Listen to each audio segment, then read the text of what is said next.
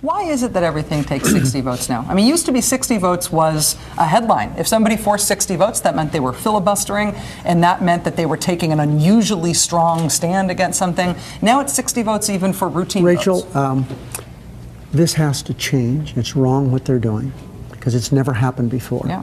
So would you would support efforts to change the rules around the filibuster so that there won't be a 60 vote threshold for every vote? Well, that's right, not for every vote. We're going to have to change some of the rules, and I know how to do it, and we're going to have to take a hard look at it. They have abused the rules, just like the spitball and stalling a game in basketball. Even though this is more serious than an athletic contest, it's still the same principle. You can't have 60 votes be the vote of the day. It's never been that way before, and they've made it this way, and it's really stopped us from moving forward as easily as we should. We've had to work around all this whole Congress. If you pull out this race, and Democrats broadly pull out this race, and Democrats maintain control, and you're still majority leader, undoubtedly there are going to be more Republicans in the Senate in the next Congress than there are now.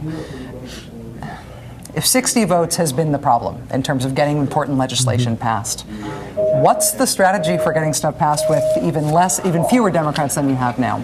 I really believe that the efforts to stall everything for the election, that'll be gone. And I think they will find that it hasn't worked very well. It is pretty clear. I'm not an expert on the House, but in the Senate, we're going to be in the majority when this is all over with. And I think there will be an effort to work together. I've spoken to Mitch McConnell before we left, and I think there will be an effort to work more closely together. I certainly hope that's the case. One last question for you, and it is on the Senate writ large.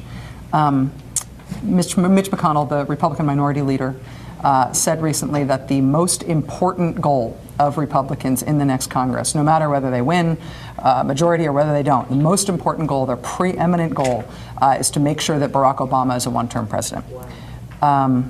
It is hard to imagine, with that being their perspective, his admitted perspective on this, that there's going to be more opportunity for consensus and working together. Well, I'm certainly sorry to hear Mitch having said that.